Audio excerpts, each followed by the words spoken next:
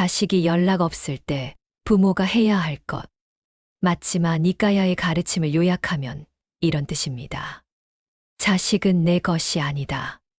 잠시 인연으로 만났을 뿐이다. 집착하면 괴롭고 놓으면 평온하다. 이 말씀을 먼저 들으십시오. 이 영상은 화면보다 음성에 집중하시면 더 깊이 들립니다. 편하게 들으십시오. 자식이 연락이 없습니다. 먼저 연락하면 받긴 합니다. 그런데 먼저 하지는 않습니다. 바쁜가 봅니다. 그러려니 합니다. 그런데 며칠이 지나고 몇 주가 지나고 한 달이 지나도 연락이 없습니다. 섭섭합니다. 서운합니다. 내가 뭘 잘못했나 싶습니다. 이 영상은 자식을 탓하지 않습니다. 부모를 탓하지도 않습니다.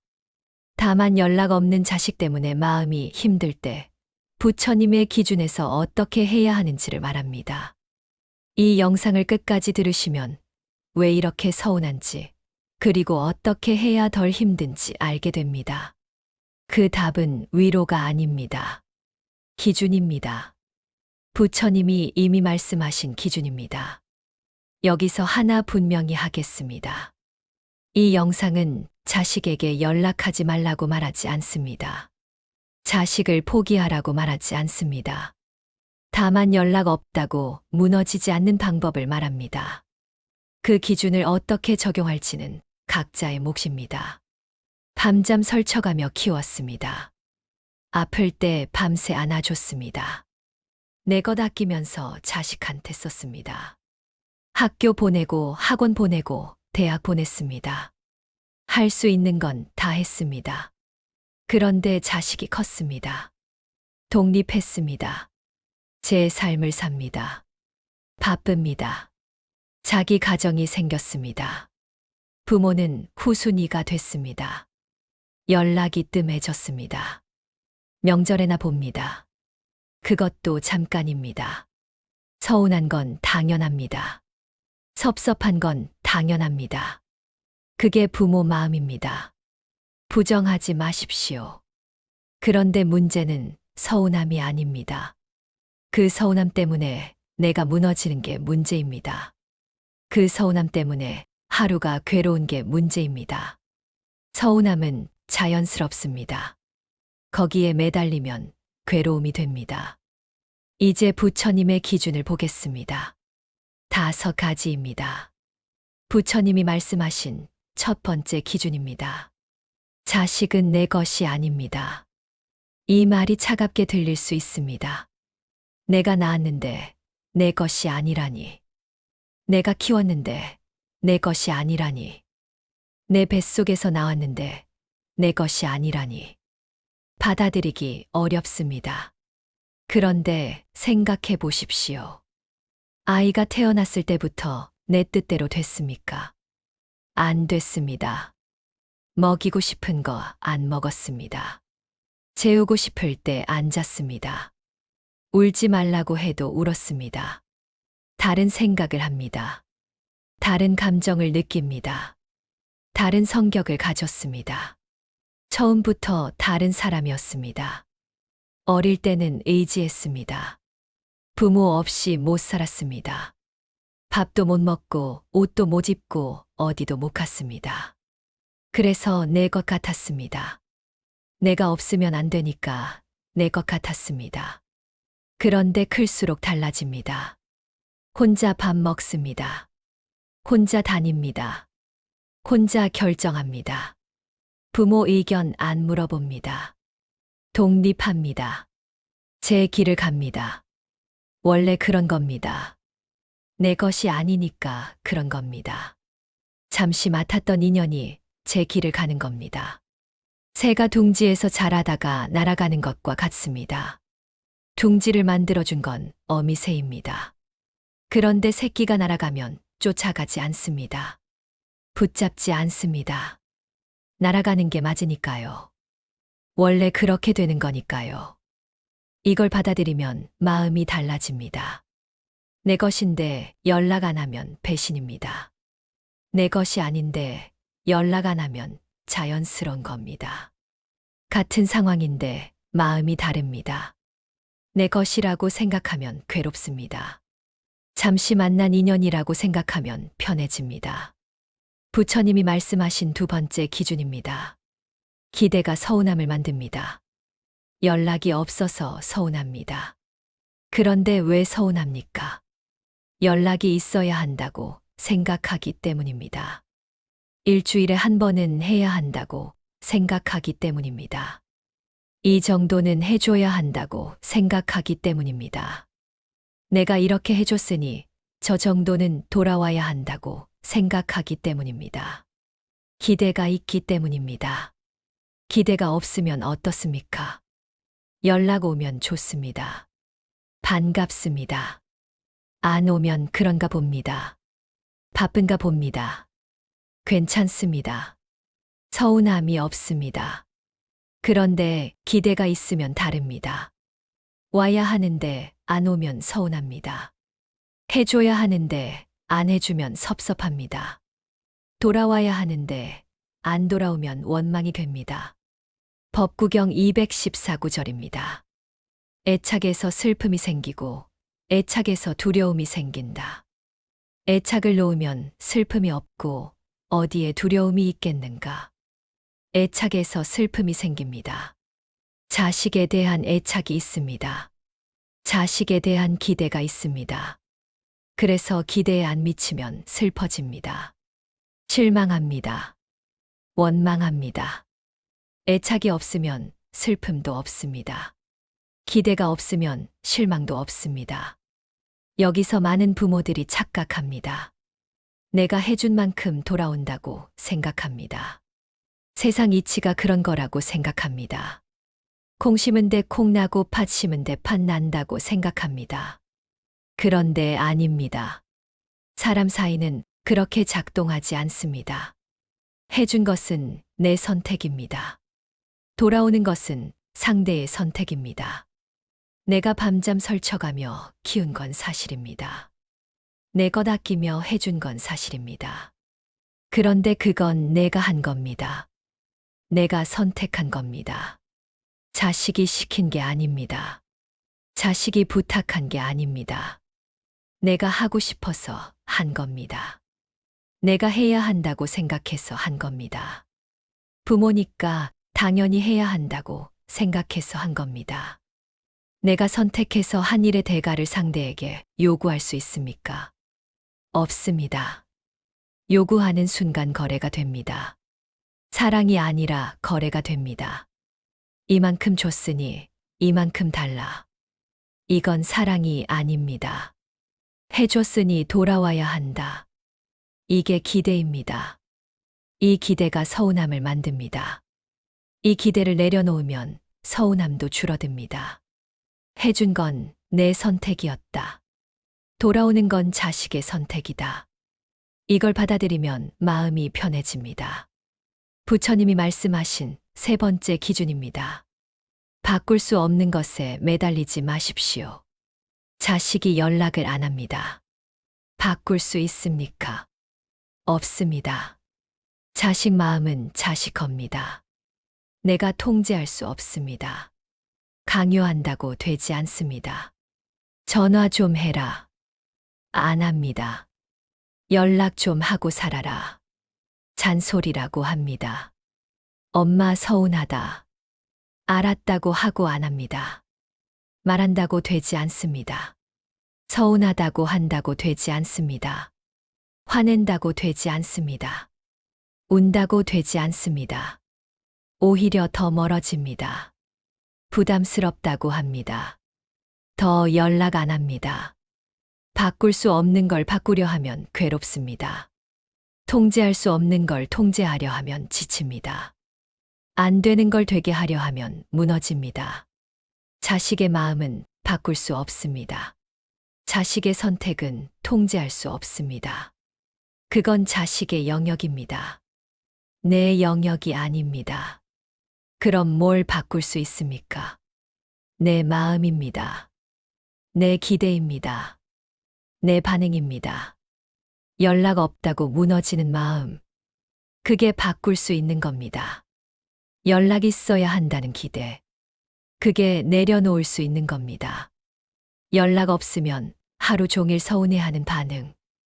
그게 바꿀 수 있는 겁니다. 법구경 33구절입니다. 마음은 들떠있고 동요하며 지키기 어렵고 제어하기 어렵다. 지혜로운 자는 이 마음을 바로잡나니 활 만드는 장인이 화살을 곧게 하듯이. 마음은 동요합니다.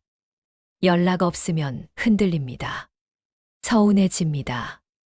화가 납니다. 원망이 생깁니다. 자연스럽습니다. 그런데 지혜로운 사람은 이 마음을 바로잡습니다. 화살을 곧게 펴듯이 휘어진 마음을 바로잡습니다. 자식을 바꾸는 게 아니라 내 마음을 바꿉니다. 상대를 통제하는 게 아니라 내 반응을 다스립니다. 바꿀 수 있는 것과 바꿀 수 없는 것을 구분하십시오. 바꿀 수 없는 것에 에너지 쓰지 마십시오. 바꿀 수 있는 것에 집중하십시오. 그게 지혜입니다. 부처님이 말씀하신 네 번째 기준입니다. 먼저 연락하는 것을 낮아지는 거라 생각하지 마십시오. 자식이 먼저 연락 안 합니다. 그래서 나도 안 합니다.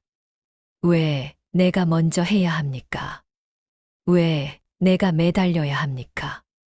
부모인데 왜 내가 숙여야 합니까? 다 해준 사람이 왜 먼저 연락해야 합니까? 자존심이 상합니다. 그래서 기다립니다. 연락 올 때까지 기다립니다. 먼저 하면 지는 것 같습니다. 먼저 하면 매달리는 것 같습니다.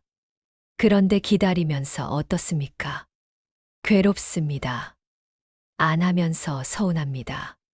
자존심 지키면서 외롭습니다. 핸드폰 보면서 연락 왔나 확인합니다.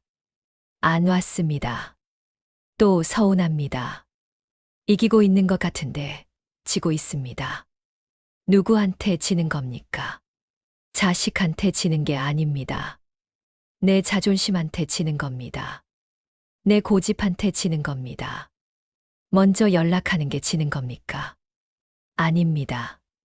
먼저 연락하는 게 낮아지는 겁니까? 아닙니다. 부처님은 낮아짐을 가르치셨습니다.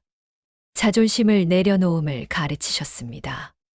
높은 곳에 서려 하지 말고 낮은 곳에 있으라 하셨습니다.